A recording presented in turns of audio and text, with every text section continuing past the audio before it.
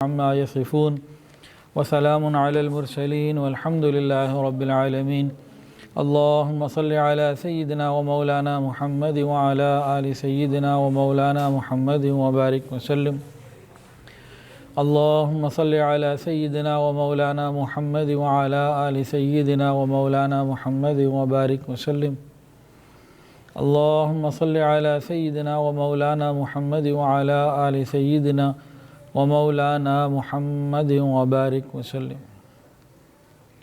الحمدللہ سیرت مبارکہ کا یہ سلسلہ تقریباً 1.5 سال کے عرصے سے چل رہا ہے اور آج اس مبارک سیریز کا 70واں بیان ہے، 70 الحمدللہ ثم الحمدللہ۔ ایک حساب سے دیکھا جائے تو 68 تک مکمل ہو چکا ہے سلسلہ۔ نبی کریم صلی اللہ علیہ وسلم کی جب وفات کا بیان مکمل ہوا تو وہاں تک ایک اعتبار سے سیرت پوری ہو چکی ہے، لیکن نبی کریم صلی اللہ علیہ وسلم کی ازواج مطہرات، آپ کی بیٹیاں، آپ کے خلف، آپ کے داماد، جو اہل بیت ہیں، گھر والوں کا ذکر اگر ہو جائے تو میں سمجھتا ہوں بہت اچھا ہے۔ مفتی راشد محمود صاحب جو اس سیرت پہ ہمارے ساتھ معاون ہیں، قاری عمران صاحب ہیں اور بھی کچھ حضرات ہیں، تو وہ مٹیریل جمع کرنے میں، مواد ادھر ادھر سے تلاش کر کے اکٹھا کر کے جمع کرنے میں شروع دن سے ساتھ ہیں۔ تو وہ چند دن پہلے میرے پاس آئے، کہنے لگے حضرت یہ تو مکمل ہو گیا، تو آگے میں نے کہا جی ازواج مطہرات کا کرنے کے تو بہت لمبا ہو جائے گا، اور لمبا ہو جائے گا، آگے 69 ہو چکے ہیں، تو لمبا چل جائے گا کام۔ تو خیر انہوں نے مجھے اپنی باتوں سے قائل کر لیا تھا کہ ٹھیک ہے، میں آگے نا تھوڑا سا ایک پیج کا کر کے آگے چلوں گا۔ تو اس وقت تو میں قائل ہو گیا تھا۔ بعد میں خیال آیا کہ بھئی اتنا بھی اختصار ٹھیک نہیں ہے، ازواج مطہرات کی زندگی کو تھوڑا ساتھ رکھا جائے تو اچھا رہے گا انشاءاللہ تعالی۔ وہی جس کو جلدی ہے وہ نہ سنے، وہ 69 تک رہ جائے، اور پھر اس کے بعد بیان تو کرنا ہی ہے نا۔ تو اگر اسی کو بھرپور طریقے سے پورا کر لیا جائے تو کیسا ہے؟ میرے دل میں یہ خیال آیا، تو میں نے کہا جی ٹھیک ہے، مفتی صاحب کی بات اپنی جگہ ٹھیک ہے، لیکن بہرحال میں ذرا تسلی ہی سے بیان کروں تو اچھا ہے۔ تو انشاءاللہ میں نے تسلی سے ہی بیان کرنا ہے۔ آپ لوگوں کی کیا رائے ہے؟ چھوٹا کر کے پورا کر دیں اس کو، یا ذرا کھولیں بات کو؟ تسلی سے کریں نا، جلدی کس بات کی ہے؟ دیکھیں، حضور صلی اللہ علیہ وسلم کا تذکرہ، آپ کے گھر والوں کا تذکرہ، آپ کی بیٹیوں کا تذکرہ، آپ کے دامادوں کا تذکرہ، اور کیا چاہیے؟ تو ہمیں یہ معلومات ہونی چاہیے نا۔ تو اب انشاءاللہ آج ہم ازواج مطہرات کا تذکرہ کریں گے، جتنا بھی وقت ہے، جتنا ہو سکے گا اس میں۔ تو پچھلی دفعہ ہوا تھا حضرت خدیجہ الکبریٰ رضی اللہ تعالیٰ عنہ کا۔ آج باقی جتنا بھی ہو سکے گا کریں گے، پھر باقی ازواج مطہرات کے لیے الگ سے کوئی اور انشاءاللہ کبھی ایک سیشن کریں گے، اس کی ایک سیریز کریں گے انشاءاللہ۔ تاہم آج سب سے پہلے ذکر کرنا ہے اللہ اکبر کبیرہ، جن کا نام ہے عائشہ، لقب ہے صدیقہ اور حمیرہ، بنت صدیق ہیں، خطاب ام المؤمنین ہے، کنیت ام عبداللہ ہے، یعنی محبوبہ بنت محبوب، صدیقہ بنت صدیق، حبیبہ حبیب خدا، سیدہ عائشہ صدیقہ رضی اللہ تعالیٰ عنہ کا ذکر سب سے پہلے ان کا ہے۔ یہاں میں ایک کتاب کا تعارف میں کروانا چاہتا ہوں۔ میری خواہش یہ ہے کہ ابراہیم اکیڈمی کی جو معلمات ہیں، طالبات ہیں، یا جامعہ رقیہ کی معلمات اور طالبات ہیں، وہ اس کتاب کو جہاں سے ملے خریدیں اور پڑھیں، یہ ایک میری خواہش ہے۔ اس کے علاوہ اور بھی جتنے لوگ ہیں ان کو چاہیے کہ اس کو حاصل کریں، بازار سے ملتی ہے، خریدیں اور پڑھیں۔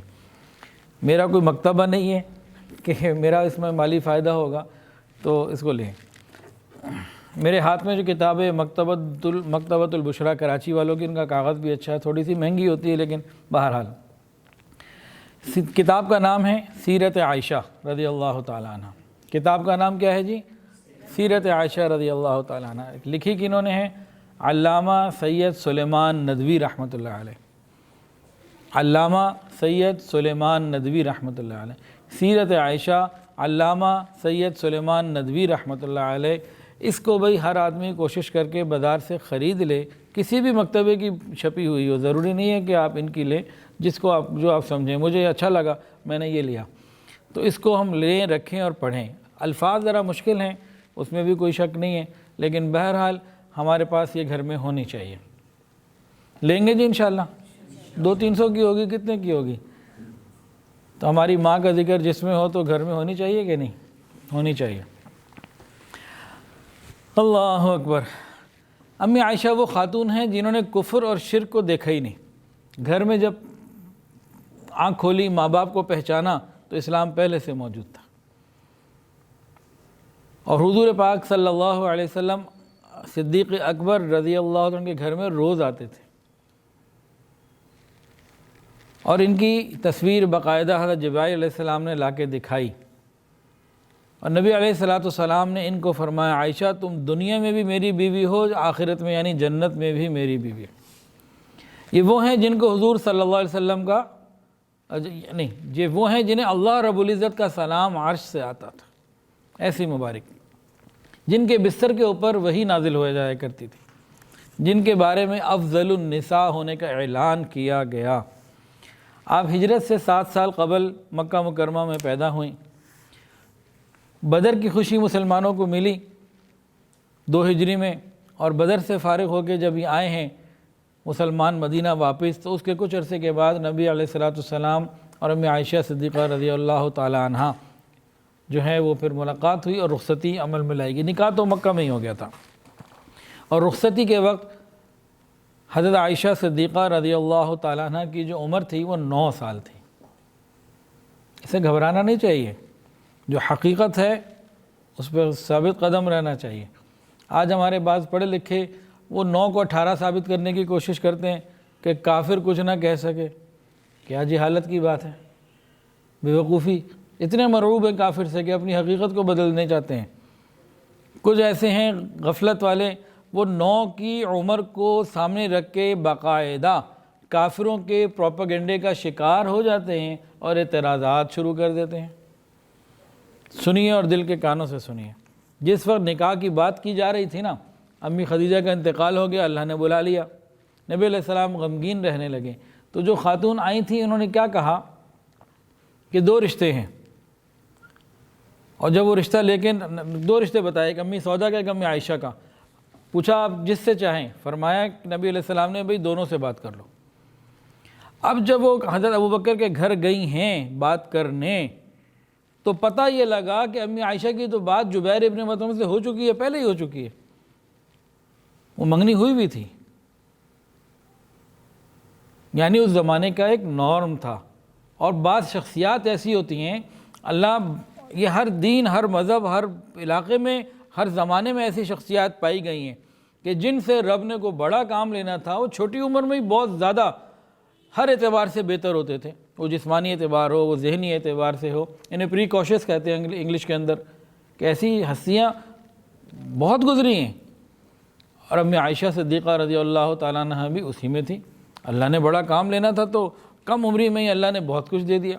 تو نبی علیہ السلام کا رشتہ جانے سے پہلے آلریڈی ان کا رشتہ ہو چکا تھا۔ پھر صدیق اکبر نے پوچھا، بھئی کہا کہ بھئی آگے بات ہوئی ہے، پہلے تو میں ان سے پوچھوں وہ کیا کہتے ہیں۔ نبی علیہ السلام کا رشتہ آنے کے بعد صدیق اکبر رضی اللہ عنہ جبیر ابن مطعم وغیرہ سے پوچھا بھئی کیا کرنا ہے، انہوں نے کہا بھئی تم لوگ مسلمان ہو چکے ہو، ہم لوگ تو ابھی مسلمان نہیں ہیں، ہم تو کافر ہیں، ہم تو چاہتے ہی نہیں کہ ہمارا بیٹا تم سے تعلق رکھے، تمہارا ہمارا جوڑ ممکن ہی نہیں۔ انہوں نے کہا جی بات ختم، ہاں ختم، ادھر سے ختم کر کے پھر ادھر جوڑ دی۔ تو کچھ علاقے کی روایات ہوتی ہیں، بہت کچھ ہوتا ہے، اور امی عائشہ جیسی پاکیزہ جن کی پاک دامنی قرآن میں بیان کی گئی، سبحان اللہ۔ سنیے، خود فرماتی ہیں کہ بعض چیزیں ایسی ہیں جو مجھے ملی اور کسی کو نہ مل سکی اس امت میں۔ پہلی بات، حضرت جبرائیل علیہ السلام میری تصویر لے کر آئے، ان سے نکاح کرنا ہے، تو یہ کسی اور کو نہ ملا۔ دوسری بات، میرے علاوہ کوئی اور کنواری نہیں تھی، باقی سب جو تھیں پہلے سے شادی شدہ تھیں، آپ کی بیویاں جو تھیں امہات المومنین۔ تیسری بات، جب نبی علیہ السلام کی روح مبارک قبض کی گئی، اس وقت نبی کریم صلی اللہ علیہ وسلم کا مبارک سر حضرت عائشہ صدیقہ رضی اللہ عنہ کی گود میں تھا۔ چوتھی بات فرماتی ہے کہ میرے حجرے میں آپ کی مبارک قبر بنی۔ پانچویں بات ملائکہ میرے گھر آتے جاتے۔ چھٹی بات کہ میں نبی علیہ السلام کے ساتھ لحاف میں بھی ہوتی تب بھی ملائکہ آتے جاتے اور وہی تک نازل ہوتی۔ چھٹی بات اگلی بات کہ میں ان کے خلیفہ کی بیٹی ہوں۔ یہ پوائنٹ بھی سمجھیں۔ صدیق اکبر رضی اللہ عنہ کس کے خلیفہ ہیں؟ حضور صلی اللہ علیہ وسلم کے۔ اور حضرت امیر المؤمنین عمر فاروق رضی اللہ عنہ کس کے خلیفہ ہیں؟ حضور صلی اللہ علیہ وسلم کے۔ اچھا، اور حضرت عثمان غنی کس کے خلیفہ ہیں؟ اچھا دیکھیں بھئی میری بات سنیں، ہمارے شیخ کا نام کیا ہے؟ حضرت پیر حافظ الفقار احمد نقشبندی دامت برکاتہم العالیہ، اللہ انہیں صحت عطا فرمائے، آج کل بیمار ہیں، علیل ہیں۔ ان کے شیخ کا نام کیا ہے؟ حضرت مرشد اعلیٰ مولانا غلام حبیب رحمۃ اللہ علیہ۔ اب حضرت جی ان کے خلیفہ ہوئے، اور آگے جتنے خلفاء ہیں حضرت جی کے وہ پھر حضرت کے ہوئے کہ اوپر والوں کے ہوئے؟ اب میرے پاس حضرت کی طرف سے اجازت خلافت ہے، تو اب میں حضرت جی کا خلیفہ ہوئے یا مرشد عالم کا؟ بتائیں، حضرت جی کا نا۔ تو اگر یہ اصول یہاں پر ہے تو پھر وہاں یہ اصول کیسے ہو گیا؟ بات میں آپ کو سمجھانے کے لیے کھول رہا ہوں، مجھے جلدی کوئی نہیں ہے۔ آج کل لوگ ہر آدمی میرے پیچھے پڑا ہوا ہے جی، لمبے لمبے بیان، ایک ایک منٹ کا، آدھے منٹ کا۔ یہ میسج ٹی وی والے بیٹھے ہوئے یہ بھی کہتے ہیں ذرا مختصر بات کیا کریں، 30 سیکنڈ میں سارا دین ہی آ جائے۔ ہمارے پاس اور گپوں کے لیے سوشل میڈیا پہ بیٹھنے کے لیے گھنٹوں، اللہ اور اس کے رسول کی بات کہتے ہیں، بس ایسی بس خلاصہ ہی بتا دیں جی، کہاں اتنا ٹائم لے کر آئیں۔ اتنی ناقدری آ گئی ہے تو ہر آدمی کہتا ہے بس کوئی شارٹ کٹ مل جائے۔ دیکھیں یہ بات سمجھی آپ نے، حضرت ابوبکر صدیق رضی اللہ تعالیٰ عنہ حضور صلی اللہ علیہ وسلم کے خلیفہ ہیں، اور حضرت امیر المؤمنین عمر فاروق رضی اللہ تعالیٰ عنہ صدیق اکبر کے خلیفہ ہیں۔ تو حضور کے خلیفہ کون ہوئے؟ ابوبکر صدیق رضی، ان کی بیٹی۔ تو فرماتی ہے میں آپ کے خلیفہ کی بیٹی ہوں۔ یہ اکلوتی یعنی کہ ایسی نعمت ہے جو اور کسی کو نہیں ملی نا۔ اچھا جی، اور دوسرا پھر اس کے علاوہ فرماتی ہیں کہ میں صدیق کی بیٹی ہوں۔ اگلی بات فرماتی ہیں کہ میری پاکیزگی کی گواہی آسمان سے اللہ نے قرآن میں نازل کی، مجھے پاک چیزوں میں بہترین خلقت میں ڈھالا گیا، اور مجھ سے مغفرت اور رزق کریم کا وعدہ کیا گیا۔ اب یہ حفاظ بیٹھے ہیں، جو بھی حافظ یہ آیت سنائے گا، یا اساتذہ نہیں، حفاظ جو بیٹھے ہیں، 500 روپے انعام۔ کس آیت میں یہ مغفرت اور رزق کریم کا وعدہ ہے؟ ام عائشہ سے سورہ نور کی آیت ہے۔ اس سے زیادہ اور کیا آسانی چاہیے جی؟ آؤ جی میدان میں آؤ، اور قریب کر دیتے ہیں جی۔ سورہ نور کا 3 رکوع، 18واں سپارہ جہاں نصف ہو رہا ہے اس کا دوسرا نصف کا پہلا رکوع، اور بتائیں جی، ہونتے 10 دیو۔ ماشاء اللہ جی، ماشاء اللہ، لہم مغفرۃ ورزق کریم۔ میں نے اتنی نشانی اس لیے بتا دی کہ ترجمے کا پتہ نہیں سب کو اندازہ ہو نہ ہو۔ لہم مغفرۃ ورزق کریم، یہ قرآن کی آیت ہے۔ میں عائشہ صدیقہ رضی اللہ عنہ کے ساتھ اللہ کا وعدہ رزق کریم کا اور مغفرت کا، تو ان کا جنتی ہونا حدیث میں بھی ثابت، قرآن کے اندر بھی ثابت، ایسی شان والی ہیں۔ اور آپ ہی کی پریشانی کے اوپر جب پانی کا مسئلہ ہوا تو پانی نہیں تھا، لوگوں نے وضو کرنا تھا، تو نبی علیہ السلام سب صحابہ پریشان، پانی نہیں ہے۔ ابوبکر صدیق کو غصہ آیا، تمہارا ہار گم گیا، بار بار تمہارا ہار گم جاتا ہے، پانی نہیں ہے، یہاں سب بیٹھے ہیں تمہاری وجہ سے۔ اللہ کی شان، اللہ کا قرآن آ گیا کہ تیمم کر لو بھائی، پانی نہیں ہے، تیمم کر لو۔ تو یہ سعادت امت کو امی عائشہ صدیقہ رضی اللہ عنہ کی نسبت سے ملی۔ تو یہ بعض نعمتیں ایسی ہیں، فرماتی ہیں کہ اس میں میرا کوئی دوسرا شریک نہیں۔ امہات المومنین تو اور بھی ہیں، لیکن یہ چیزیں صرف مجھے ہی ملی۔ امی عائشہ صدیقہ رضی اللہ تعالیٰ عنہ کی زندگی میں جب آپ کی عمر 13-14 سال تھی، ایک واقعہ افک پیش آیا، اور آپ کی پاک دامنی پہ کچھ بدبختوں نے باتیں بھی بنائیں۔ آج ہم لوگ کہہ دیتے ہیں پتہ نہیں مجھ سے کون سا گناہ ہوا ہے، یہ مشکل آ گئی، یہ پریشانی آ گئی، پتہ نہیں کیا ہو گیا۔ عام جملہ یہی ملتا ہے، پتہ نہیں مجھ سے کیا ہو گیا، میری کون سی غلطی ہو گئی۔ اور کوئی مسئلہ آ جائے کسی عامل کے پاس دوڑنا، عام۔ ابھی چند دن پہلے بھی یہی بات کہ ایک جگہ کسی نے مجھے کہی، کہ پتہ نہیں کون سی غلطی ہو گئی۔ یہ آزمائشیں تو آتی ہیں، پاک دامن لوگوں پہ بھی آتی ہیں، انبیاء پہ بھی آتی ہیں۔ اللہ نے بنایا ہے زمین کو ایسا، جنت ہے پاک آزمائشوں سے، یہاں تو آزمائشیں آئیں گی۔ پھر حضرت عائشہ صدیقہ رضی اللہ تعالیٰ عنہ کا شمار ان 7 صحابہ کرام کی فہرست میں ہوتا ہے جنہوں نے بہت زیادہ حدیثیں نقل کی ہیں۔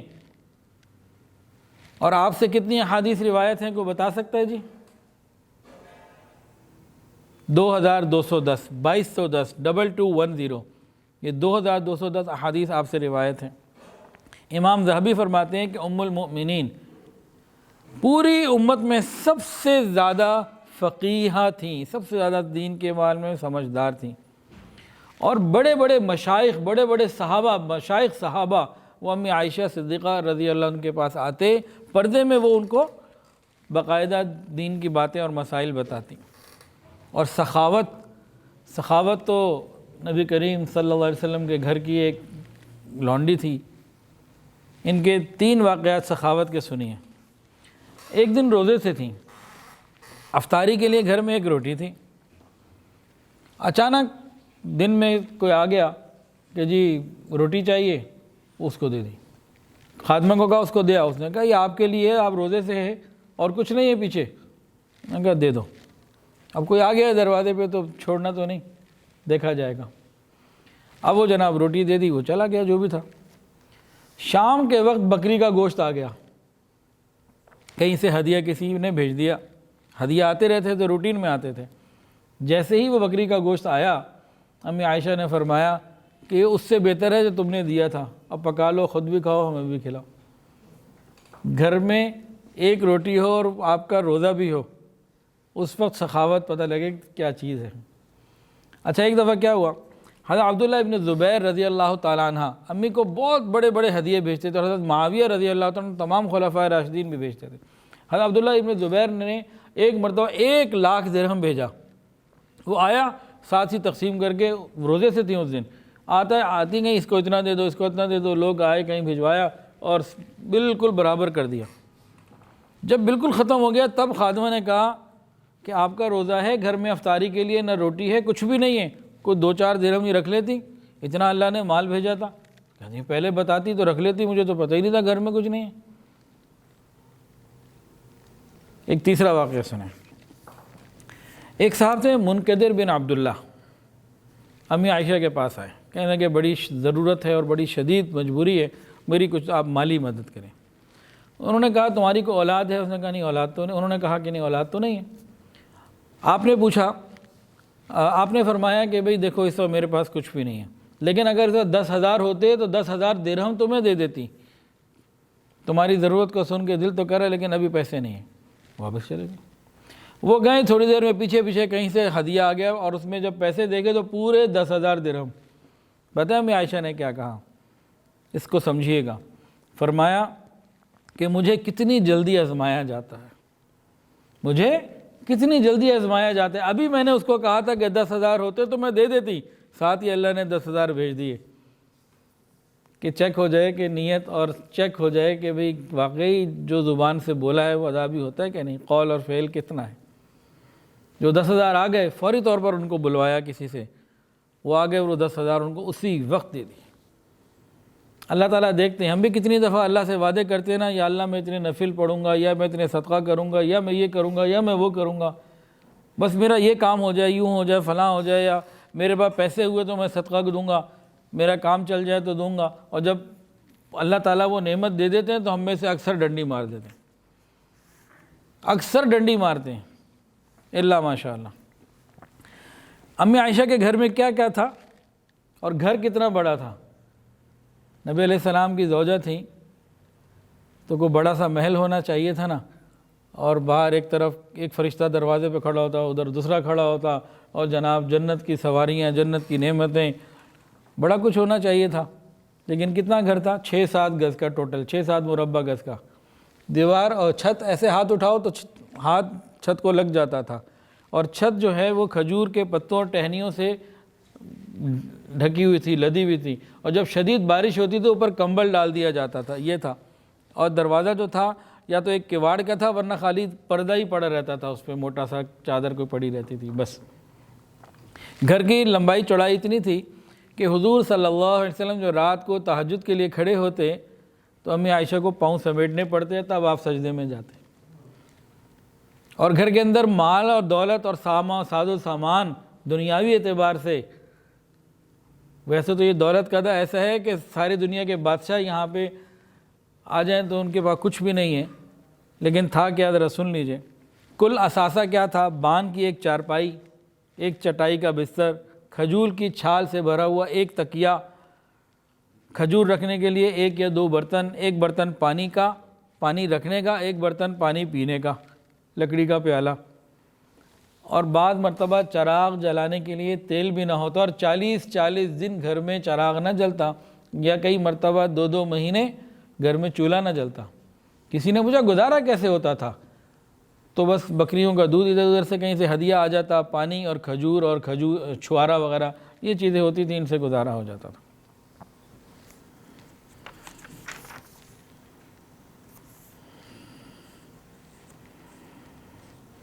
ام المؤمنین سیدہ عائشہ صدیقہ رضی اللہ تعالیٰ عنہ حج کی بہت زیادہ پابند تھی، ہر سال حج پہ جاتی ہیں اور عمرے تو اور زیادہ کرتی ہیں۔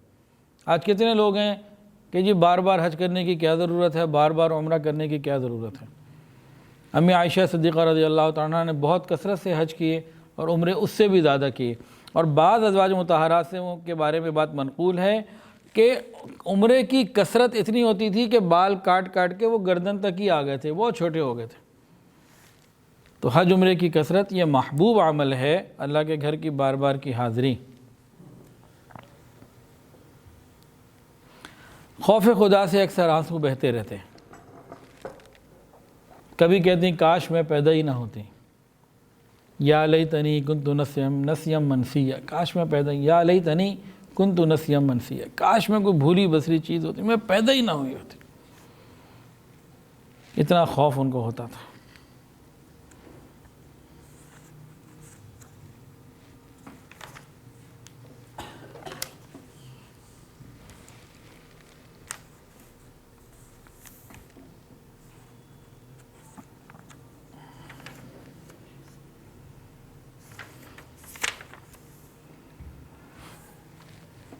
ہاں جی، عبادت کی پابند، چاشت کی نماز کی 8 رکعتیں لازمی پڑھتی تھیں، فرماتی تھیں اگر میرے والد قبر سے آ کے بھی مجھے منع کر دیں کہ بیٹی چاشت کو چھوڑ دو، کہ میں تب بھی نہیں چھوڑوں گی۔ چاشت کی نماز 8 رکعت پڑھتی اور اس کی ایسی پابندی کرتی، جن کو بھی رزق کی تنگی کی شکایت ہے نا، وہ آج سے ہی چاشت کی نماز شروع کر دیں۔ دن میں 8-9 بجے کا وقت، 10 بجے کا وقت ہوتا ہی ہے، 2 کر کے 4 رکعت پڑھ لیں، کافی ہے۔ 8 پڑھنا چاہے 8 پڑھ لیں، رزق کی تنگی انشاءاللہ اللہ رب العزت دور کر دے گی۔ چاشت کی نماز کا اپنے آپ کو پابند بنائیں، اللہ تعالیٰ مہربانی فرمائے۔ امی عائشہ اتنی اس پہ مستقل مزاجی تھی، کہتی ہیں کہ میرے والد بھی آ جائیں میں تب بھی نہیں میں رکوں گی۔ فضول چیزوں سے سخت نفرت تھی، فضولیات سے۔ ان کا ایک گھر تھا، کرائے پہ دیا ہوا تھا، کرایہ آتا تھا۔ ایک مرتبہ معلوم ہوا کہ وہ کرایہ دار گھر میں شطرنج کھیلتا ہے، بڑا غصہ ہے، میرے گھر میں شطرنج کھیلتا ہے۔ اس کو پیغام بھجوایا کہ بھئی دیکھو یہ شطرنج کھیلنا اچھی بات نہیں ہے، اب اگر آئندہ مجھے اطلاع ملی نا کہ تم نے میرے گھر میں شطرنج کھیلا ہے تو برائے مہربانی اسی وقت اس گھر کو چھوڑ کے چلے جانا، مجھے ایسے کرایہ داروں کی ضرورت نہیں ہے۔ یہ ان کا تقویٰ تھا۔ اس کے بعد ہم ذکر کرتے ہیں ام المؤمنین حضرت سودا رضی اللہ تعالی عنہ۔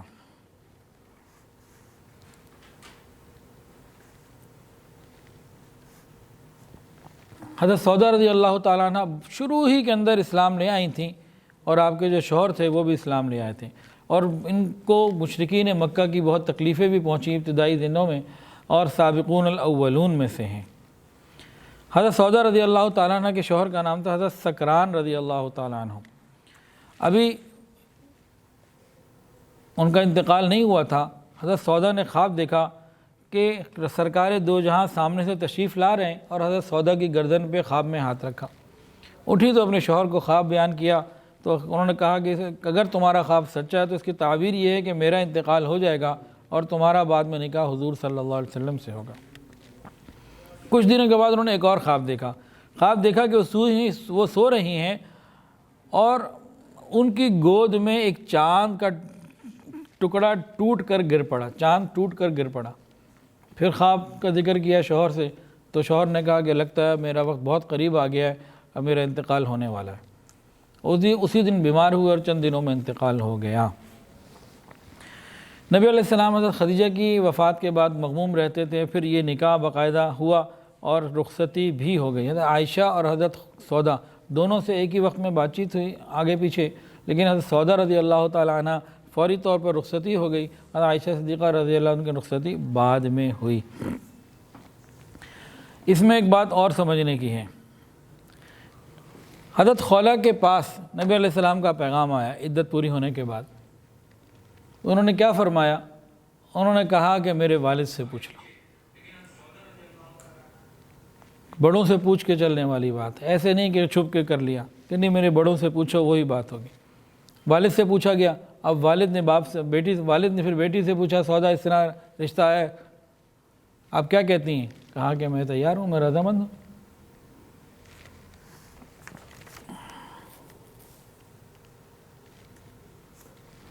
حضرت سودا رضی اللہ تعالیٰ عنہ بوڑھی عمر کی تھیں، ان کے دل میں ایک خیال آیا کہ حضور پاک صلی اللہ علیہ وسلم کی میں اس طریقے سے خدمت اور خیال نہیں رکھ سکتی، میں چاہتی ہوں کہ نبی علیہ السلام کی زوجیت میں رہوں، یہ منصب اور یہ مرتبہ میرے پاس رہے۔ تو نبی علیہ السلام کے بعد ایک مرتبہ یہ از خود خوشی سے حاضر ہوئیں اور عرض کیا، یا رسول اللہ، میں اپنی باری کا دن عائشہ کو دینا چاہتی ہوں، آپ کی ان سے محبت زیادہ ہے، وہ جوان بھی ہیں، وہ خدمت بھی زیادہ کرتی ہیں، دین بھی زیادہ سمجھتی ہیں، تو آپ کو میں یہ عرض کرتی ہوں کہ آپ میری باری کا دن عائشہ کو دے دیں۔ ہمیں عائشہ کو بتایا گیا، وہ تو بہت ہی خوش ہو گئیں۔ حضرت سودا رضی اللہ تعالیٰ عنہ بھی بہت سخی تھیں۔ حضرت عمر فاروق رضی اللہ عنہ کے زمانے کی بات ہے، حضرت عمر فاروق رضی اللہ عنہ نے ایک بڑی تھیلی میں جس میں کھجور چھوارے بھیجے، اس میں درہم بھر کے بھیجے۔ وہ درہم آ گئے تو کہا یہ اتنی بڑی بڑی تھیلیاں، بورے تو کھجوروں کے لیے ہوتے ہیں، یہ کوئی درہم کے لیے ہوتے ہیں؟ وہ خیر وہ آ گیا تو اس کے بعد انہوں نے سارے کا سارا اسی وقت تقسیم کر دیا، ایک درہم بھی نہیں رکھا، پورا تقسیم کر دیا۔ جب تقسیم ہو گیا پھر اللہ سے مانگا، یا اللہ آئندہ مجھے کوئی آدمی اور بالخصوص عمر اس طرح کے تحفے نہ بھیجے، مجھے نہیں چاہیے۔ تو یہ وہ لوگ تھے جنہوں نے آخرت کو اپنے لیے قبول کر لیا تھا اور دنیا کو چھوڑ دیا تھا۔ جو پردے کی آیات آئیں اس میں بھی حضرت سودا رضی اللہ تعالیٰ عنہ کا ایک خاص تعلق رہا۔ حضرت عمر فاروق رضی اللہ تعالیٰ عنہ فرماتے تھے، عرض کرتے تھے، یا رسول اللہ، عورتوں کے پردے کے بارے میں کوئی حکم، عورتوں کے پردے کے بارے میں کوئی حکم، پردہ کرنا چاہیے، اور کیسے کیسے لوگ آتے ہیں تو عورتوں کو پردہ کرنا چاہیے۔ نبی علیہ السلام خاموش رہتے ہیں کہ بھئی اللہ کی طرف سے تو کوئی بات نہیں آئی۔ ایک مرتبہ کیا ہوا، حضرت سودا رضی اللہ عنہ گھر سے باہر نکلی ہوئی تھی، اچھا ان کا قد بھی لمبا تھا اور ذرا جسم بھی موٹا تھا، بھاری تھا، لمبا قد بھی تھا اور جسم بھی ذرا بھاری تھا، تو پہچان ہو جایا کرتی تھی، باقیوں سے ذرا مناسبت نہیں، تھوڑا زیادہ ہوتا تھا نسبتاً۔ تو ایک دن حضرت عمر فاروق رضی اللہ عنہ نے جب دیکھا اور کہا کہ سودا، ہم نے آپ کو پہچان لیا۔ آپ کا مقصد یہ تھا کہ نبی علیہ السلام کو یہ بات پہنچے، اور پھر وہ بات پہنچی، اس کے بعد پھر پردے کی آیات بھی نازل ہوئیں، اللہ تعالیٰ کی طرف سے حکم آ گیا۔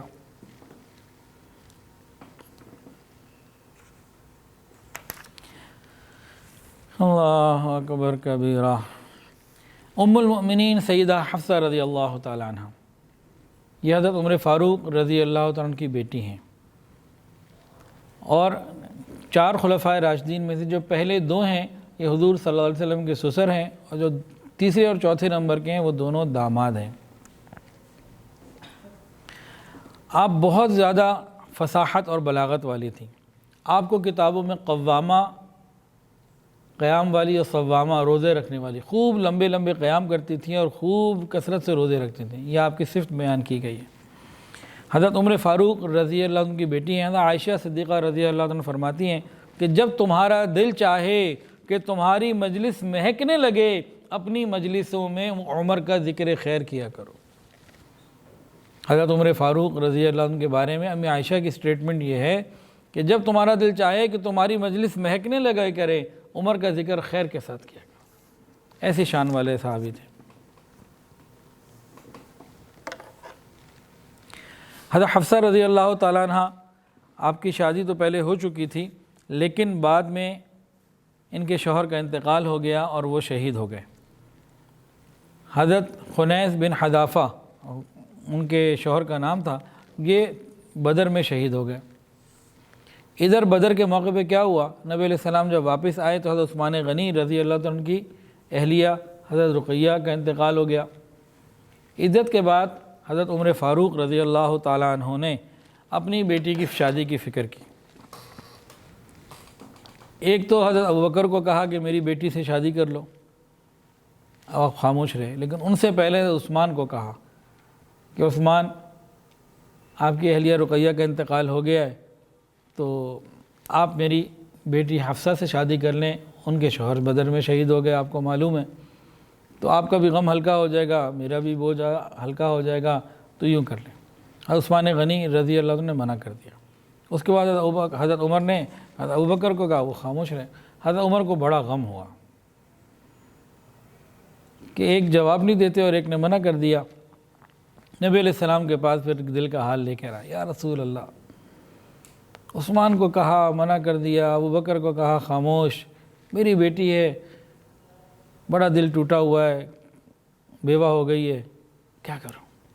آقا صلی اللہ علیہ وسلم نے فرمایا کہ عمر حفصہ سے وہ شادی کرے گا جو عثمان سے بہتر ہے، اور عثمان کا نکاح اس سے ہوگا جو حفصہ سے بہتر ہے۔ حضرت عمر کو سمجھ میں تو کوئی نہ آئی کہ کیا اشارہ کیا ہے، لیکن خاموش ہو گئے ادب کی وجہ سے۔ اس کے بعد حضور پاک صلی اللہ علیہ وسلم نے باقاعدہ اپنے لیے پیغام بھیجا حضرت عمر کے ہاں کہ بھئی حفصہ سے میری شادی ہوگی، رشتہ بھیجا۔ تو عثمان سے اور ابوبکر سے بہتر ہوئے کہ نہ ہوئے حضور صلی اللہ علیہ وسلم؟ اور ادھر حضرت عثمان کے بارے میں کیا ہوا، نبی علیہ السلام نے اپنی ایک اور صاحبزادی ام کلثوم رضی اللہ عنہ کا نکاح حضرت سیدنا عثمان غنی رضی اللہ عنہ سے کر دیا، تو ان کو حفصہ سے بہتر مل گئی کہ وہ عمر کی بیٹی ہے، نبی کی بیٹی، وہ عمر کی بیٹی اور یہ نبی کی بیٹی، تو اس وجہ سے یہ بات اس طرح سے پوری ہو گئی۔ امی عائشہ فرماتی ہیں کہ یہی وہ خاتون ہے، یعنی حفصہ رضی اللہ تعالیٰ ہی وہ خاتون ہے جو ازواج مطہرات میں میری برابری کیا کرتی تھیں اور فرمایا کرتی تھی کہ یہ اپنے باپ کی بیٹی ہے، یعنی باپ بھی بڑی فضیلت والا اور بیٹی بھی بڑی فضیلت والی۔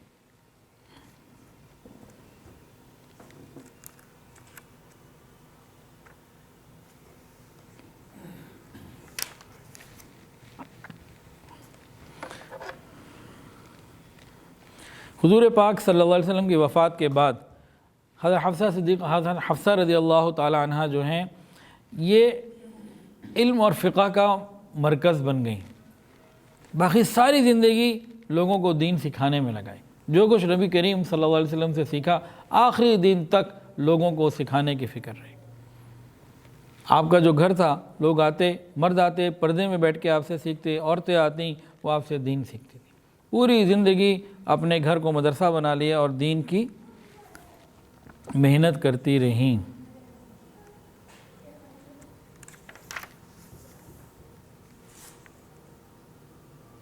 ایک مرتبہ بڑا مزیدار واقعہ ہوا۔ حضور پاک صلی اللہ علیہ وسلم ایک سفر میں تھے، اس سفر میں حضرت حفصہ بھی تھیں اور حضرت عائشہ بھی تھیں، دونوں تھیں۔ اب نبی کریم صلی اللہ علیہ وسلم جو رات کا وقت ہوتا نا سفر میں چلنے کا، تو اپنا اونٹ امی عائشہ صدیقہ رضی اللہ عنہ کے اونٹ کے ساتھ رکھتے اور سفر ساری رات ہوتا رہتا اور آپ گفت و شنید کرتے رہتے، دونوں میاں بیوی آپس میں بات کرتے رہتے۔ تو کئی راتیں ایسے گزر گئیں۔ ایک دن امی حفصہ رضی اللہ تعالیٰ نے امی عائشہ سے کہا، عائشہ اونٹ نہ بدل لیں، سواری نہ بدل لیں، آپ ذرا میری سواری کو انجوائے کریں، میں آپ کی سواری کو انجوائے کروں۔ انہوں نے کہا ٹھیک ہے، طے ہو گئی بات۔ اب رات آئی نا تو حضور صلی اللہ علیہ وسلم نے سواری کو دیکھا کہ بھئی عائشہ کی اونٹنی ہے، تو نبی کریم صلی اللہ علیہ وسلم نے اپنی سواری امی عائشہ کی سواری کے ساتھ رکھ دی، اور جب قریب آئے تو پتہ لگا بیٹھی بھی تو اوپر حفصہ ہے۔ سواری تو وہی ہے جس میں روز میں ساتھ ہوتا ہوں، لیکن سوار آج بدلا ہوا۔ خیر نبی علیہ السلام آئے، دیکھا حفصہ ہیں تو کوئی بات نہیں، ساری رات آپ چلتے رہے، سفر ہوتا رہا دن میں، کیونکہ گرمی ہوتی تھی، آرام ہوتا تھا اس دنوں میں، اس سفر میں اس طرح کی ترتیب تھی۔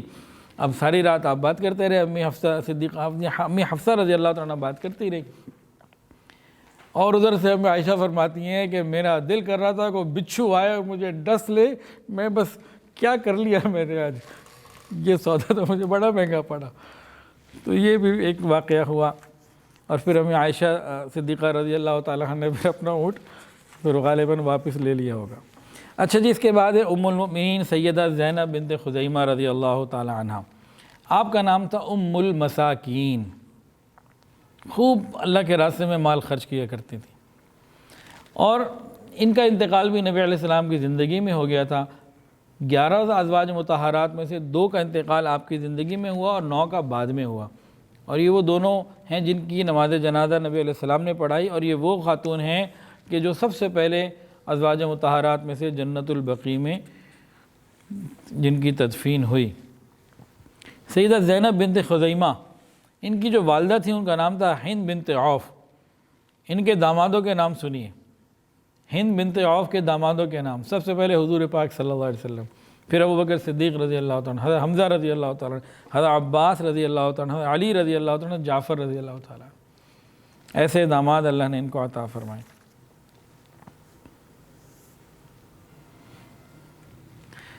ہجرت کے بعد 31واں مہینہ تھا، رمضان المبارک کا مہینہ تھا، اس سے کچھ دن پہلے جو ہے نا پھر یہ نکاح کی تقریب ہوئی، اور صرف 8 مہینے ہی تقریباً یہ زندہ رہیں، اس کے بعد ان کا انتقال ہو گیا اور آپ کی تدفین ہو گئی۔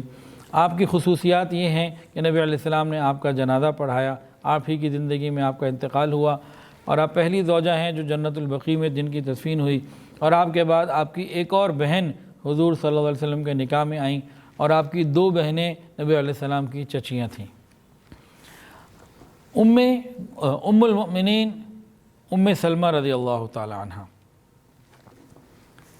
ان کا اصل نام تو ہند تھا اور کنیت ام سلمہ تھی۔ ان کا نکاح جب ہوا تو ان کے چچا زاد تھے عبداللہ ابن عبد الاسد، ان سے ہوا، بیٹے کا نام ہوا سلمہ۔ جب بیٹا پیدا ہوا تو وہ ابو سلمہ مشہور ہوئے، تو ابو سلمہ ہی ام سلمہ اور ابو سلمہ یہ مشہور ہو گئے۔ انہوں نے 2 ہجرتیں کی تھیں، پہلے ہجرت کی حبشہ کی طرف اور دوسری ہجرت کی مدینہ طیبہ کی طرف۔ جو مدینہ طیبہ کی طرف ہجرت تھی نا، اس میں ایک عجیب معاملہ ہوا، عجیب شان ہے۔ بخاری شریف کی روایت ہے، ابو سلمہ ام سلمہ کو لے کے، بچے کو لے کے مدینہ کی طرف روانہ ہو گئے۔ اب راستے میں ابو سلمہ کے سسرال والے یعنی ام سلمہ رضی اللہ عنہ کے میکے والے آ گئے کہ بھئی آپ لوگ نہیں جاؤ گے ہجرت کر کے؟ ہم نے تو جانا ہے۔ اچھا تم نے جانا ہے، تم جاؤ، یہ بیٹی ہماری یہ نہیں جا سکتی۔ وہ جناب کھڑے ہو گئے، جانے نہیں دیا۔ وہ ابو سلمہ رضی اللہ عنہ اکیلے ہی تشریف لے گئے۔ اب یہ پریشان کہ شوہر تو چلا گیا، اب میں اپنے میکے آئی ہوں، میکے والے زبردستی کر رہے ہیں۔ ادھر سے ابو سلمہ کے گھر والوں کو پتہ لگا، یعنی ام سلمہ کے سسرال والوں کو، وہ سارے آ گئے۔ انہوں نے کہا ابو سلمہ تو چلے گئے مدینہ، تو وہ تو چلے گئے، لیکن یہ بچہ تو ہمارا ہے، بچہ چھین لیا ماں سے۔ اب پوزیشن کیا بنی؟ ابو سلمہ مدینہ کے راستے میں جا رہے، اور ام سلمہ جو ہیں ماں باپ کے ہاں میکے میں آ گئیں، اور جو ان کے بیٹے سلمہ ہیں وہ جناب ددیال والے لے گئے۔ اب یہ کتنے ہی دن اور راتیں وہاں ایک جگہ تھی، مقام ابتح نام تھا، وہاں بیٹھ کے رویا کرتی تھیں۔ بہرحال کوئی 8-10 دن ایسے گزرے، پھر کچھ لوگوں کو ترس آیا اور پھر یہ جوڑ اللہ تعالیٰ نے پھر ملا دیا، اور یہ بھی اپنے بچہ واپس آ گیا ماں کے پاس، اور انہوں نے بھی سفر مدینہ کی طرف شروع کیا، اور بہرحال یہ مدینہ طیبہ پہنچ گئیں، اور وہاں پہ پھر ان کی زندگی پھر باقی گزری۔ ہوا کیا، آگے جا کے ابو سلمہ کا انتقال ہوا۔ ایک دن ابو سلمہ آئے اور اپنی بیوی ام سلمہ کو کہنے لگے، آج تو میں نے نبی علیہ السلام سے ایک دعا سیکھی ہے۔ اس دعا کا ترجمہ یہ ہے، اللہم اجرنی فی مصیبتی واخلف لی خیرا منہا، اے اللہ اس تکلیف کے اوپر مجھے صبر عطا فرما، اسے کا بہترین نعم البدل عطا فرما۔ انہوں نے کہا نبی علیہ السلام نے فرمایا ہے کہ دیکھو اگر کوئی تکلیف آئے، غم آئے، پریشانی آئے، نقصان ہو جائے تو کہا کرو انا للہ و انا الیہ راجعون، اور اللہ سے مانگا کرو یا اللہ اس مصیبت کے اوپر مجھے اجر عطا فرما اور اس کا بہترین نعم البدل عطا فرما۔ اچھا جی، کچھ عرصے کے بعد ان کا انتقال ہو گیا ابو سلمہ رضی اللہ تعالیٰ عنہ کا۔ تو نبی علیہ السلام کو جب اطلاع ملی، انہوں نے کہا میرے شوہر کا انتقال ہو گیا، نبی علیہ السلام نے فرمایا یہی دعا کرو کہ اللہ اس مصیبت پر مجھے صبر عطا فرما، اجر عطا فرما، اس مصیبت تکلیف کے اوپر مجھے اجر عطا فرما اور اس کا بہترین نعم البدل عطا فرما۔ تو انہوں نے دعا مانگنی شروع کر دی، لیکن سوچتی یہ تھی کہ ابو سلمہ سے اچھا کون ہوگا، ان سے اچھا تو کوئی ہو ہی نہیں سکتا، اتنے اچھے شوہر تھے۔ اور باقاعدہ زندگی میں، ان کی زندگی میں، انہوں نے ام سلمہ نے اپنے شوہر ابو سلمہ کو کہا کہ دیکھو میرا انتقال ہو گیا تو آپ بعد میں دوسری شادی نہ کرنا، آپ کا انتقال ہو گیا تو میں نہیں کروں گی، تاکہ ہم جنت میں ایک دوسرے کو ملیں۔ آپ اس میں بتائیں کیا کہتے ہیں، میری تو یہ خواہش ہے۔ ابو سلمہ نے کہا کہ میری بات مانو گی؟ کہا ماننے کے لیے تو پوچھ رہی ہوں۔ تو ابو سلمہ نے کہا دیکھو اگر میرا انتقال پہلے ہو گیا تو تم بعد میں ضرور شادی کرنا۔ تو جب میاں بیوی میں اتنی انڈرسٹینڈنگ ہو، محبت ہو، تو پھر بیوی کا یہ دل کرتا ہے نا کہ یہی خاوند ملے جس سے یہاں اتنی انڈرسٹینڈنگ ہے، محبت ہے، جنت میں بھی یہی ملے۔ تو وہ اس سوچ میں تھی۔ لیکن انتقال کے بعد جب انہوں نے دعائیں مانگی، یا اللہ یہ میرے خاوند کا انتقال ہو گیا، بڑی نعمت تھی، آپ نے واپس لے لیے، اس پہ مجھے صبر بھی عطا فرما، اجر بھی عطا فرما اور بہترین نعم البدل بھی عطا فرما۔ اچھا جی، اب عدت جب پوری ہو گئی نا، اس وقت ان کے 2 بیٹے تھے، حضرت ام سلمہ رضی اللہ عنہ کے 2 بچے پہلے سے موجود تھے، تیسرا ابھی پیدا ہونے والا تھا بچہ۔ جب ولادت ہو گئی تو عدت مکمل ہو گئی۔ عدت پوری ہونے کے بعد جناب صدیق اکبر رضی اللہ تعالی عنہ نے ان کو پیغام بھیجا نکاح کا، آپ نے منع کر دیا۔ پھر حضرت عمر فاروق رضی اللہ تعالی عنہ نے نکاح کا پیغام بھیجا، آپ نے منع کر دیا۔ اور کچھ دنوں کے بعد نبی کریم صلی اللہ علیہ وسلم نے نکاح کا پیغام بھیجا، اور کس کے ہاتھ بھیجا؟ عمر فاروق رضی اللہ عنہ کے ہاتھ۔ اب جب یہ والا پیغام پہنچا تو انہوں نے جواب میں چند باتیں فرمائیں۔ ام المؤمنین نے کیا باتیں فرمائیں؟ انہوں نے کہا عمر بات یہ ہے کہ حضور صلی اللہ علیہ وسلم سے شادی کرنے میں مجھے کوئی مسئلہ تو نہیں ہے، خوش نصیبی کی بات ہے، قسمت اور سعادت کی بات ہے، لیکن کچھ باتیں ہیں، ان کا کیا ہوگا؟ میں بہت غیرت مند ہوں، سوکنوں کے ساتھ رہنا بڑا مشکل ہے۔ دوسرا میرے بچے بھی ہیں یتیم، 3 میرے بچے ہیں۔ اس کے علاوہ میری عمر بہت زیادہ ہو گئی ہے، مجھ سے کوئی اولاد تو نہیں ہو سکے گی، میرا کوئی ولی بھی نہیں ہے۔ حضرت عمر یہ پیغام لے کے نبی علیہ السلام کے پاس آگے، نبی علیہ السلام نے فرمایا کہ بھئی دیکھو بھئی، جہاں تک تمہارے مزاج کی بات ہے اللہ سے دعا کروں گا، ٹھیک ہو جائے گا، اس کی پرواہ نہ کرو، اللہ خیر کر دیں گے۔ رہ گئی بچوں کی بات، تو تمہارے بچوں کا اللہ حافظ ہے اور میں ان کی پرورش پوری کروں گا، تمہیں کوئی دشواری نہیں ہوگی، یہ میرے بھی بیٹے ہوں گے، اس میں آپ فکر نہ کریں۔ اور جہاں تک عمر کی بات ہے تو میری تو تم سے بھی زیادہ ہے، تو اس میں بھی کوئی پریشانی کی بات نہیں۔ اور رہا ولی کا معاملہ، تو کوئی بھی ولی ہو وہ میرے ساتھ رشتے سے کوئی انکار نہیں کرے گا، تو یہ سارے معاملات تو ایسے نہیں ہیں کہ جس میں کوئی پریشانی ہو۔ جب حضرت عمر نے یہ پیغام نبی علیہ السلام کو پہنچایا تو انہوں نے کہا ٹھیک ہے، پھر میرا نکاح فوری طور پر کر دیا جائے۔ نبی علیہ السلام نے بچوں کے بارے فرمایا کہ اب میرے بچے بھی ہیں، صرف تیرے نہیں۔ یہاں بات سمجھنے والی ہے، 2 باتیں۔ ابھی جتنے بھی یہ باتیں چل رہی ہیں اس میں کیا ہے، شوہر شہید ہو گئے یا انتقال ہو گیا تو اس کے بعد فوری طور پر ان کا نکاح کے لیے پیغام آیا، پہلے صدیق اکبر نے دیا، پھر عمر فاروق نے دیا۔ یعنی اس زمانے میں یہ ٹرینڈ تھا بیوہ کی شادی کروانا، ہمارے زمانے میں تو یہ چیز ختم ہوتی چلی جا رہی ہے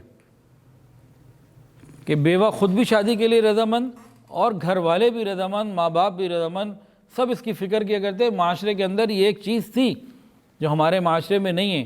بیوہ تو آج بھی چاہتی ہے میری کہیں شادی ہو جائے عمومی طور سے، ہاں، لیکن ہمارا معاشرہ، ہمارا جو خاندان ہے یہ نہیں چاہتا، بہت کم ایسا ہوتا۔ تو بیوہ بہن ہے، بیٹی ہے، بیوہ ہو گئی، طلاق ہو گئی، کوئی حادثہ ہو گیا تو فوری طور پر جلد سے جلد ان کی شادی کروانا یہ سنت ہے، ضرور کرنی چاہیے، اس کی فکر کرنی چاہیے، چاہے عمر کوئی بھی ہو۔ پھر اس کے علاوہ دیکھیں ان کے بچے بھی تھے 3، نبی علیہ السلام نے کیا فرمایا کہ میرے بھی ہیں، اب صرف تمہارے نہیں میرے بھی ہیں، اور آپ نے زندگی بھر ان کا پھر خیال بھی رکھا۔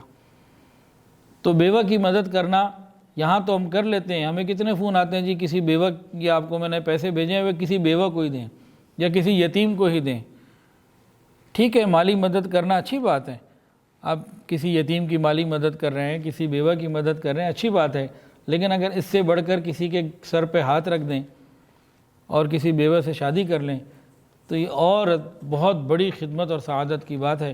تو نبی علیہ السلام کی زندگی سے یہ ثابت ہے۔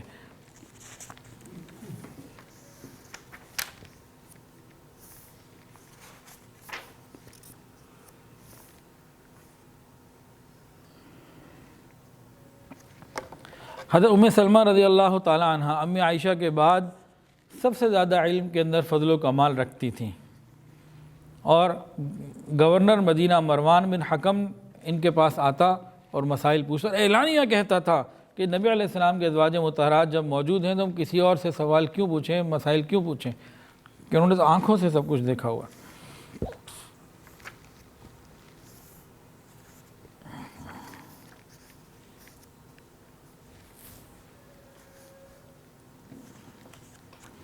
ام سلمہ رضی اللہ عنہ کی ایک بہت بڑی بات کتابوں میں مشہور ہے اور یہ قیامت تک رہے گی۔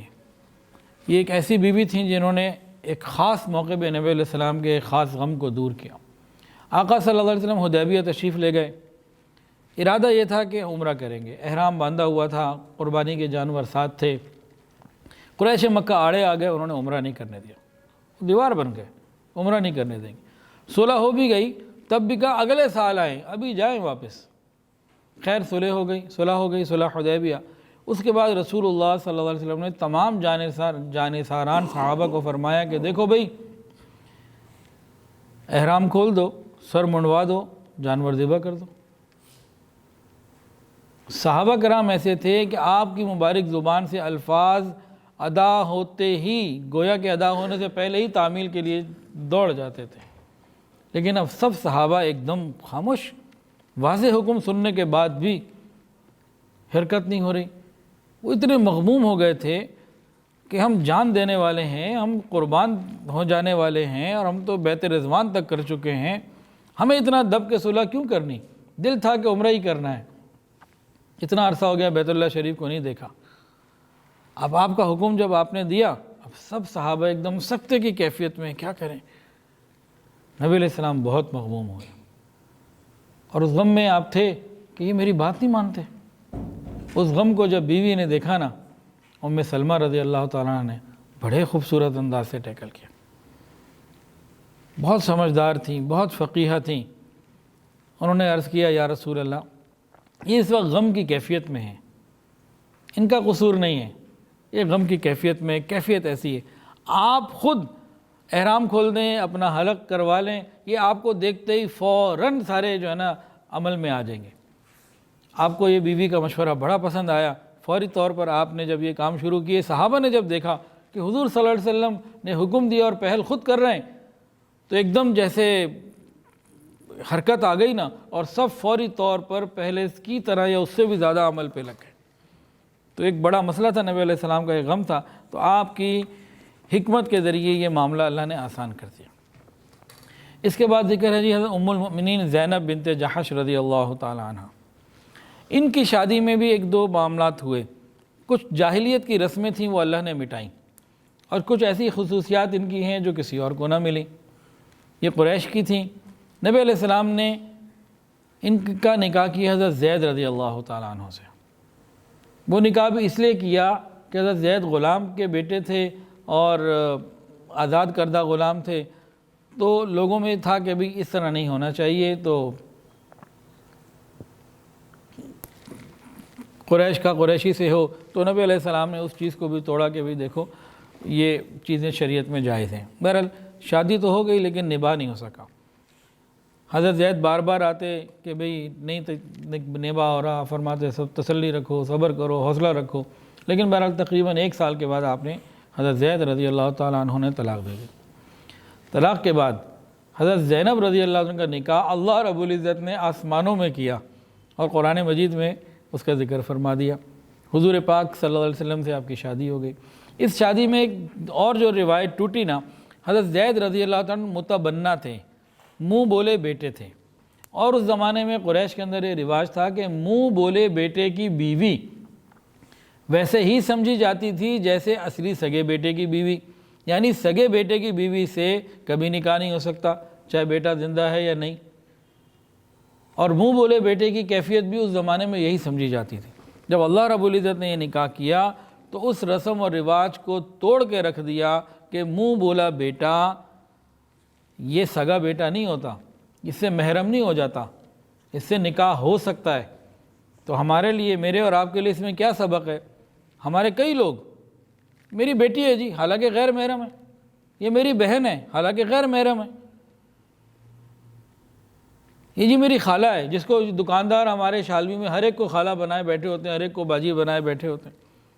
ایک انارکلی میں ہمارے ساڑی والے ہیں جاننے والے، کئی جو ہیں وہاں پہ۔ اب وہاں کیا ہوتا ہے، اب جو خاتون آ جائیں ان کے پورے رشتہ داریاں ان کو پتہ ہوتی ہیں، اور یہ خالہ اور سارے رشتے خود بنائے ہوتے ہیں، دیکھ بھی رہے ہوتے ہیں۔ تو اس طرح منہ بولا بیٹا کہہ دینے سے، بیٹی کہہ دینے سے پردے کے مسائل ختم نہیں ہوتے، وہ باقی رہتے ہیں۔ تو اللہ رب العزت نے یہاں اس چیز کو ختم کروا دیا کہ منہ بولا بیٹے کی بات سگے بیٹے کی بیوی جیسی نہیں ہے، تو یہ اللہ تعالیٰ نے ختم کروایا۔ اللہ اکبر کبیرہ۔ ام المؤمنین حضرت زینب رضی اللہ تعالیٰ عنہ اپنے ہاتھ سے چمڑے وغیرہ صاف کرتی، ریشم کا اون بناتی، اس کو فروخت کرتی، اس سے جو پیسے آتے اللہ کے راستے میں خرچ کر دیا کرتی تھیں۔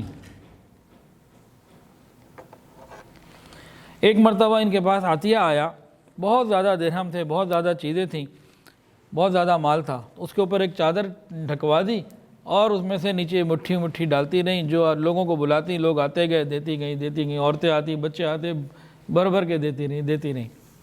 وہ جو کنیز تھی کہنے لگی، جو خادمہ تھی کہنے لگی جی سب کچھ تو آپ نے دے دیا، پیچھے تھوڑا سا رہ گیا، اگر مجھے مل جائے۔ اچھا بھائی تو لے لے۔ وہ جب نکالا تو 85 درہم اس بیچاری کو بھی مل گئے، انہوں نے کبھی مجھے بھی ملے۔ اس کے بعد انہوں نے دعا کی یا اللہ مجھے اور نہیں چاہیے۔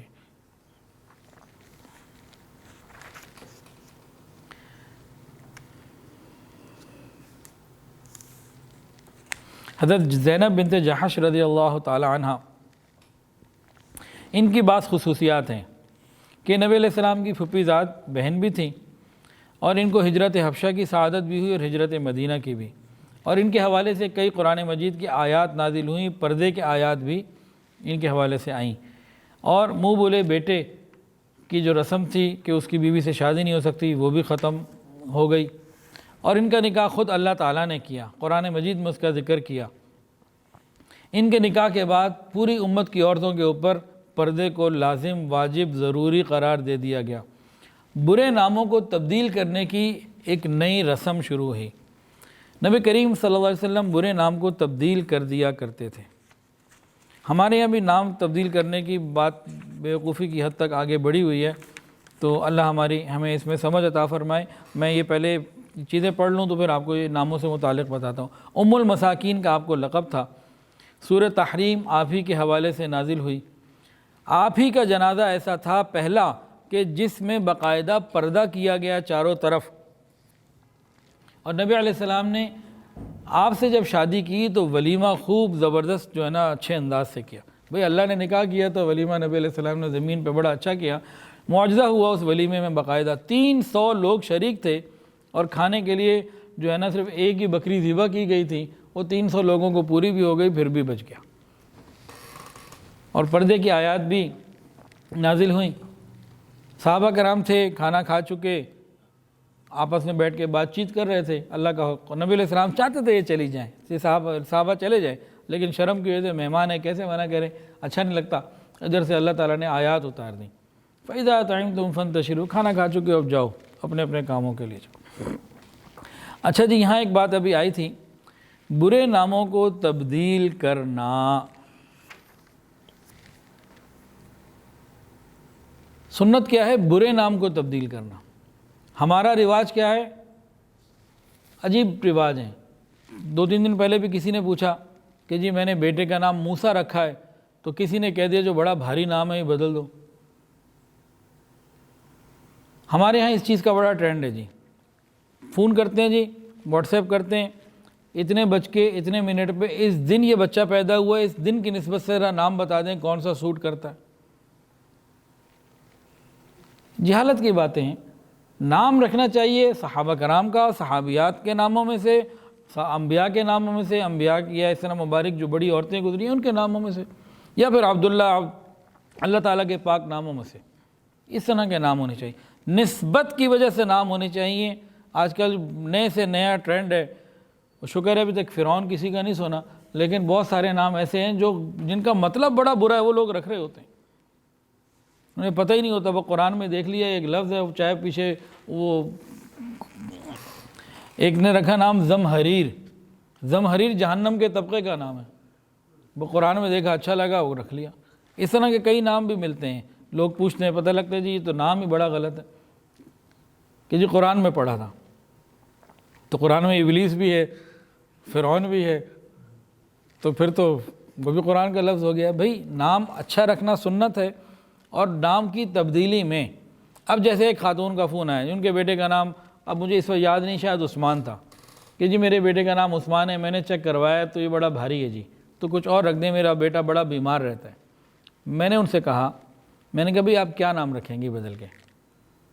مثلاً عبداللہ رکھیں، ابراہیم رکھیں، موسیٰ رکھیں، عیسیٰ رکھیں، ابوبکر رکھیں، کوئی تو نام رکھیں گے نا۔ تو جو نام آپ رکھنا چاہتی ہیں، کیا اس نام کے بچے بیمار نہیں ملتے؟ یا اس نام کے لوگ بیمار نہیں ہوتے؟ کیا اس نام کے لوگوں کے اوپر پریشانیاں آزمائشیں نہیں آتی؟ پریشانیاں آزمائشیں تو زندگی کا حصہ سب کو آ سکتی ہیں۔ نام کا مطلب برا ہو، برا نام ہو، وہ بدلنا سنت ہے، اچھا نام بدلنا تو سنت نہیں ہے۔ بس یہ پوائنٹ ہمیں سمجھنا ہے۔ تو برا نام بدلنا جو ہے یہ ہے سنت، اچھا نام بدلنا سنت نہیں ہے۔ اچھا جی، اب ہم آتے ہیں ام المؤمنین حضرت جویریہ رضی اللہ تعالی عنہ۔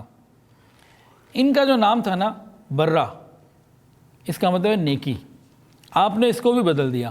کیوں کہ اس سے عجوب اور اندر وہ پیدا ہوتا ہے، بھئی آپ کون ہیں؟ برہ، یعنی میں نیک ہوں، نیکی، تو دل کے اندر ایک بات پیدا ہوگی، بھئی آپ کہاں سے آ رہے ہیں؟ بھئی میں برہ سے مل کر آ رہی ہوں، یعنی نیک سے مل کر آ رہی ہوں۔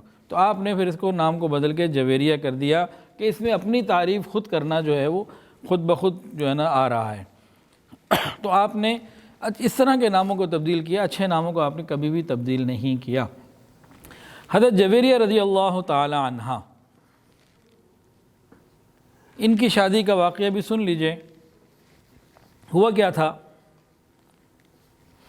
بنو مستلق کا سردار تھا حارث بن ابی ضرار، مسلمانوں کے خلاف سازشیں شروع کر دیں۔ نبی علیہ الصلوۃ والسلام نے پھر وہاں پہ جا کے باقاعدہ ایک غزوہ ہوا، جنگ ہوئی، اور وہ لوگ سارے شکست کھا گئے، اور حضرت جویریہ رضی اللہ عنہ کے جو شوہر، پرانا جو شوہر تھا حارث بن ابی ضرار، وہ بھی قتل ہو گیا اور کہیں بھاگ گیا، معاملہ ختم ہو گیا۔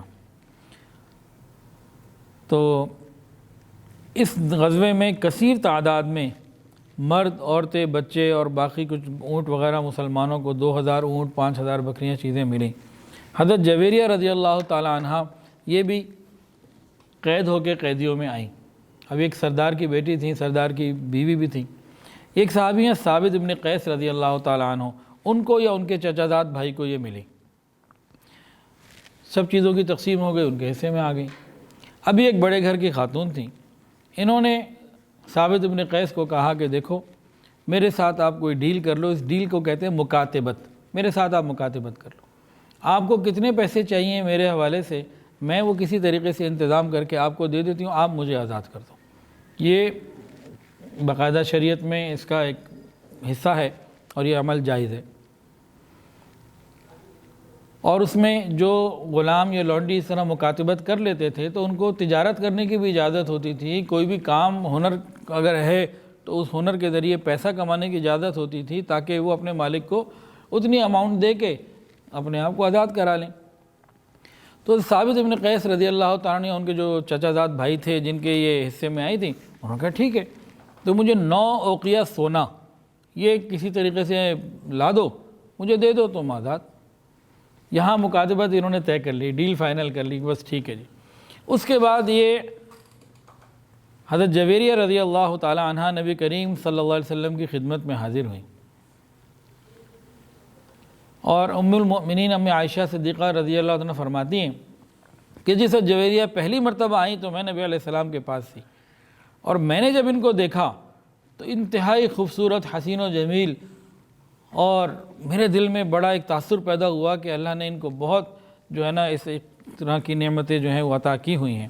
خیر کہتی ہیں کہ نبی علیہ السلام کے پاس وہ آئیں اور آ کے عرض کیا، یا رسول اللہ، میں اس طرح آپ کے غلام کے حصے میں آئی تھی، لیکن میں ایک رئیس زادی ہوں، ایک بڑے خاندان کی ہوں، میں نے ان کے ساتھ مکاتبت طے کر لی ہے، اب 9 اوقیہ سونا مجھے ان کو دینا ہے، پیسے تو میرے پاس نہیں ہیں، تو اگر آپ 9 اوقیہ سونا مجھے دے دیں تو میں وہ ان کو دیتے تو میں آزاد ہو جاؤں گی، آپ مہربانی کریں میرے اوپر۔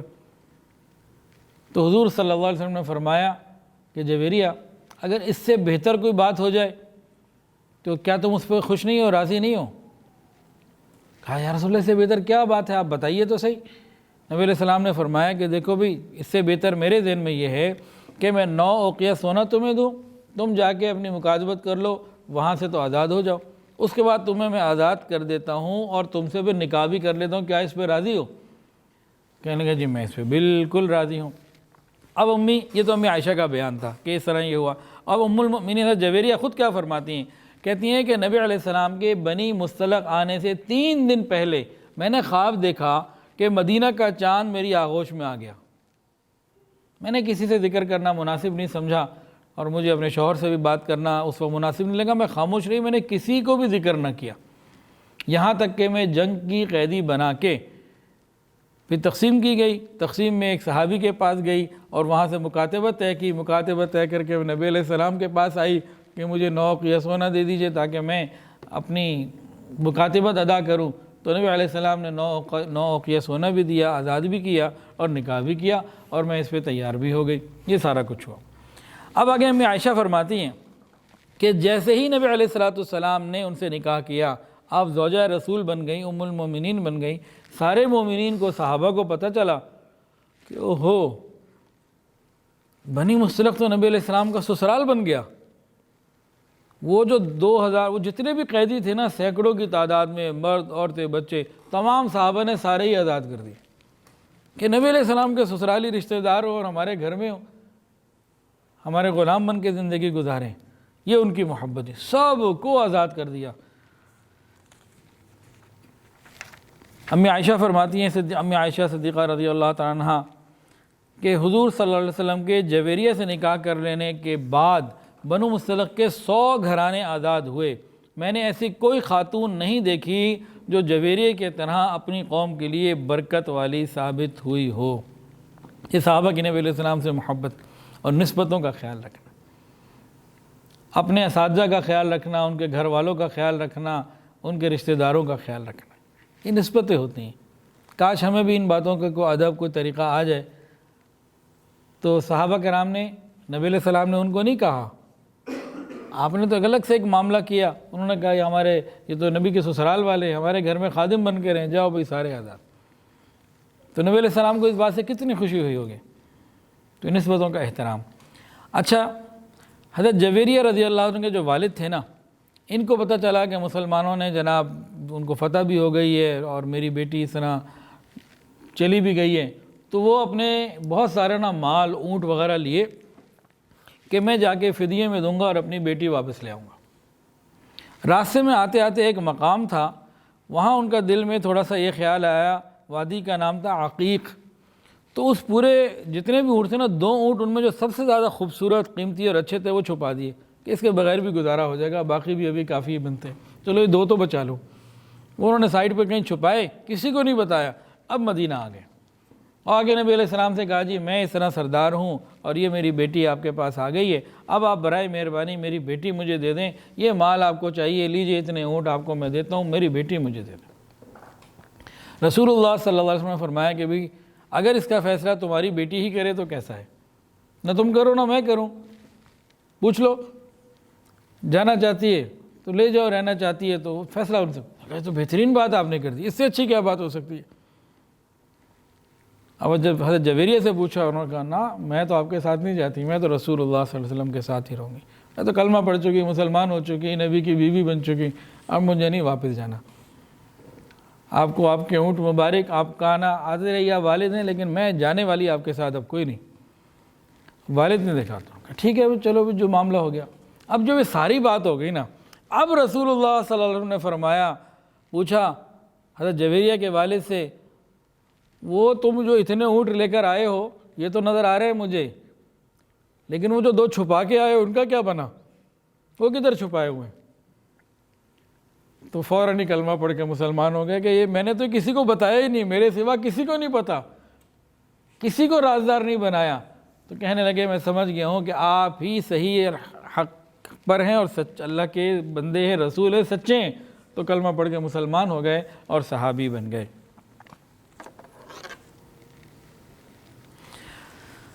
اللہ اکبر کبیرہ۔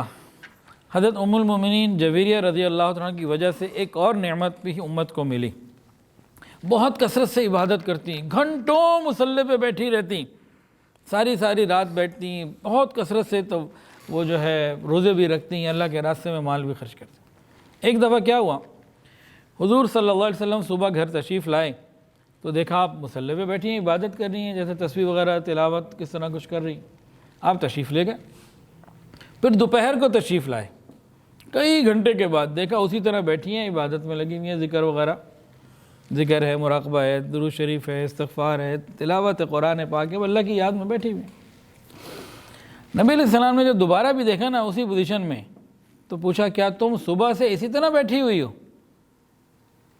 کہ ہاں جی یا رسول اللہ میں اسی طرح بیٹھی ہوئی۔ تو نبی علیہ السلام نے فرمایا کیا میں تمہیں ایسے چند کلمات نہ بتا دوں جو وزن میں ان تمام تسبیحات کے برابر ہوں جو تم نے صبح سے لے کے اب تک کتنے گھنٹوں میں پڑھا؟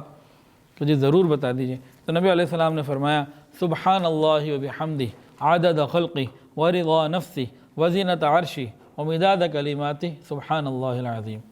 یہ کلمات ایسے ہیں کہ ان کو آپ صبح شام 3 مرتبہ پڑھ لیجئے، گھنٹوں کے ذکر اذکار کا ان کے اندر اللہ نے برکت اور ثواب رکھا ہے۔ سبحان اللہ و بحمدہ عدد خلقی ورضا نفسی وزینت عرشی ومداد کلماتی سبحان اللہ العظیم۔ یہ صبح شام 3 دفعہ پڑھ لیں، 2 ہو گیا، تیسری دفعہ بھی پڑھ لیتے ہیں۔